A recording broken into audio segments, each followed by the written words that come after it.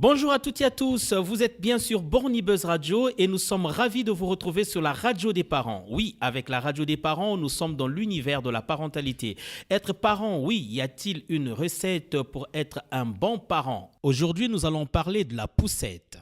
André est notre invité une fois de plus. André, bonjour. Bonjour Sidney. Alors André, vous êtes éducateur spécialisé en psychiatrie de l'enfant et membre de l'association La Puce à l'oreille. La Puce à l'oreille, c'est quoi exactement? C'est une association qui se propose d'intervenir dans tout ce qui concerne le soutien à la parentalité, à la demande aussi d'organismes, de certaines structures. Et le Borny Buzz Radio vous propose l'émission La radio des parents. Nous vous donnons la parole, vous posez des questions et donc nous entrons en contact avec des professionnels qui vous apportent des éléments de réponse. Nous allons écouter Sarah que nous avons rencontrée à Metz-Borny.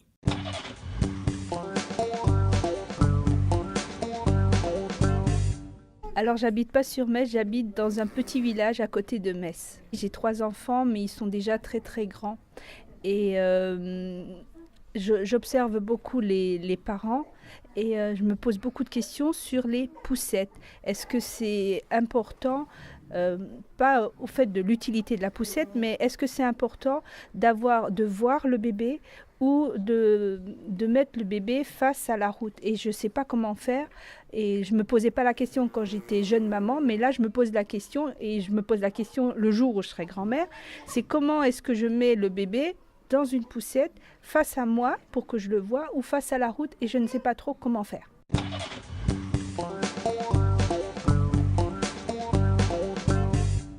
Alors André, vous venez d'écouter Sarah. Sarah a 3 enfants, mais ses enfants ont grandi, ce sont des grands-enfants. Un jour, elle sera grand-mère, elle le dit. Et elle ne veut peut-être pas parler de l'utilité de la poussette. Mais quand l'enfant est dans sa poussette, est-il important qu'on le voit ou l'enfant doit avoir le regard là où il va? Voilà, si on peut le traduire comme ça.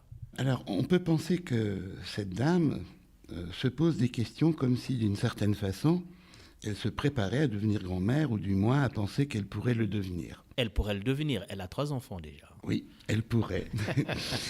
Alors, elle nous dit y avoir pensé à partir d'observations qu'elle a faites, en regardant, en voyant des mamans et leurs enfants, mais les enfants à ce moment-là étaient dans leur poussette.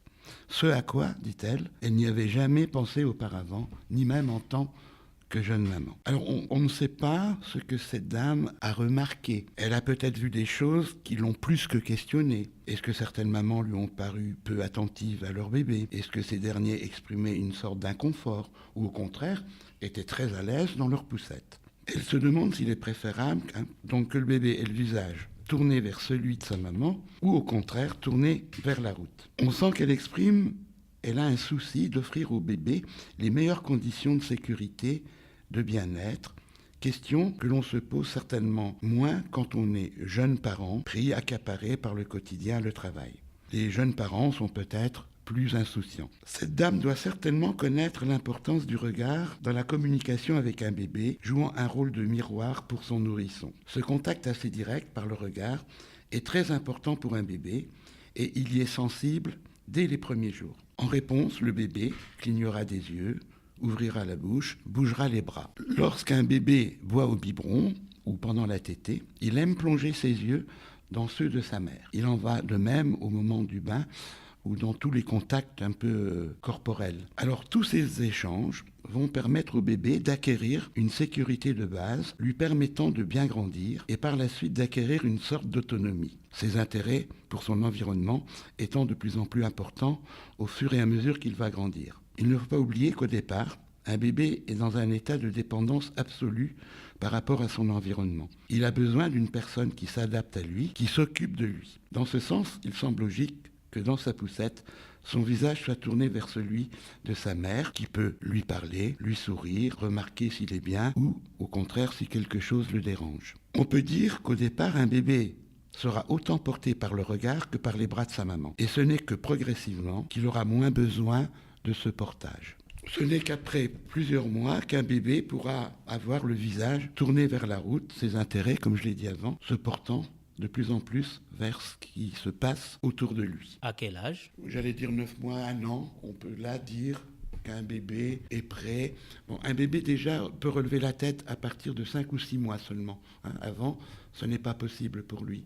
Donc il faut du temps à un bébé pour avoir cette autonomie déjà au niveau de son corps, de sa tête, de pouvoir la tourner à droite, à gauche. Et le bébé à ce moment-là a moins besoin aussi d'être dans une relation, exclusive, pleine avec sa maman.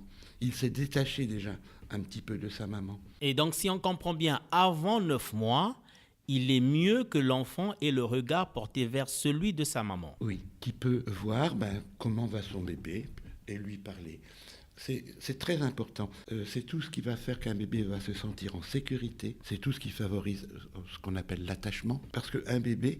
C'est parce que l'enfant veut se sentir en sécurité ou c'est parce que la maman veut vraiment voir son enfant en sécurité? Alors, je pense que ça fonctionne dans les deux sens. Il y a un pédiatre psychanalyste célèbre, Winnicott, qui a dit « Le bébé fait sa maman et la maman fait son bébé ». C'est une relation à deux qui est très, très, importante au début. C'est ce qui va faire qu'un bébé arrive finalement à bien grandir. Donc, on va redire, avant 9 mois, il est important ou encore mieux que l'enfant ait le regard porté vers celui de sa maman. C'est ce que je pense. Mais après 9 mois, c'est ce que vous pensez ou c'est C'est ce que tous les spécialistes, je pense, les professionnels de la petite enfance pourraient dire. Ok. Et donc, après 9 mois, l'enfant peut avoir le regard vers la route. Alors, tous les bébés sont différents. Certains y arriveront peut-être même dès 8 mois, mais d'autres vers 1 an. Donc, un bébé ne grandit pas au même rythme qu'un autre. C'est aussi à une maman, et les mamans, est-ce que déjà leur bébé fait du 4 pattes? Est-ce que leur bébé, pour manger, est autonome? Est-ce que le bébé donne plein de signes aussi, montre qu'il grandit? Est-ce que c'est déjà arrivé des bébés qui, à moins de 9 mois, veulent avoir le regard vers la route? Peut-être qu'il y a des bébés très précoces, oui. Mais si c'est aussi par bref moment, pourquoi pas? Et si le bébé l'a voulu une fois, ça peut faire de telle sorte que la maman se dise désormais, le regard du bébé sera porté vers la route. Tous les parents procèdent un petit peu comme ça. Ils remarquent, ils observent, et puis ils peuvent se dire pourquoi pas, mais estimer non, il est peut-être encore trop petit. C'est peut-être pas le plus important. C'est surtout que la maman soit très attentive à ce qui se passe pour son bébé, et forcément, parfois, elle va pouvoir estimer là maintenant, je peux le laisser comme ça, le visage tourné vers la route. Ou tout comme les mamans savent très bien quand le bébé est très petit qu'à partir d'un certain moment, quand il commence à gigoter, on ne laisse pas un bébé seul sur une table allongée, vers 4 mois. Parce qu'il y a des bébés qui ont la bougeotte. Donc les mamans, elles sont très attentives à leur bébé. La maman doit connaître son bébé. Les mamans font en principe très bien leur métier de maman. Elles regardent, elles observent. Et puis, le bébé n'est pas passif, comme je l'ai dit. Il donne aussi des signes. Il montre s'il est bien, s'il peut faire une chose ou pas. Mais pourtant, on voit parfois des bébés qui ont le regard tourné vers celui de leur maman, mais il n'y a aucune communication, ni dans le regard, ni dans le langage. Alors là, ce sont peut-être un peu des situations particulières. Parce que, est-ce que c'est un bébé déprimé ou une maman déprimée? Parce qu'on peut très bien imaginer aussi un bébé qui regarde sa maman, mais une maman qui est plus absorbée par ses propres soucis et qui n'a pas d'attention pour son bébé. À ce moment-là, ça va faire drôle à ce bébé, parce qu'il n'a pas de réponse. Alors, ou il va l'exprimer en pleurant, en s'agitant, ou peut-être aussi en se refermant sur lui-même, ce qui n'est pas une très très bonne chose. Donc, un bébé dans la poussette, il doit s'établir une relation de confiance. Oui. Entre bébé et maman. Il doit être bien, oui. Il doit être bien. Et jusqu'à quel âge on peut porter l'enfant dans une poussette? Alors là, ça dépend là encore des enfants. Il y a des enfants où un enfant en principe marche vers 12 mois. Mais bon, il a encore besoin souvent d'être dans une poussette. Peut-être, je ne sais pas, après 2 ans, un petit peu après 2 ans. Et puis après, là aussi, il y a des bébés qui ont très bien compris et qui vont réussir à faire en sorte, c'est quand même plus facile d'être transporté que de marcher. Ils ne sont pas bêtes, les bébés. Il y a des bébés, au contraire, qui ne voudront plus de la poussette. Un bébé, c'est malin. Et comment ça peut se passer pour une maman qui a des jumeaux? Des jumeaux dans une poussette, et des deux, il y a un qui veut avoir le regard tourné vers la route et un autre qui veut avoir le regard tourné vers celui de sa maman. Est-ce que c'est faisable déjà? Alors là, je pense qu'il n'y aura jamais de bonne solution. Mais d'autant plus que chaque enfant a son comportement.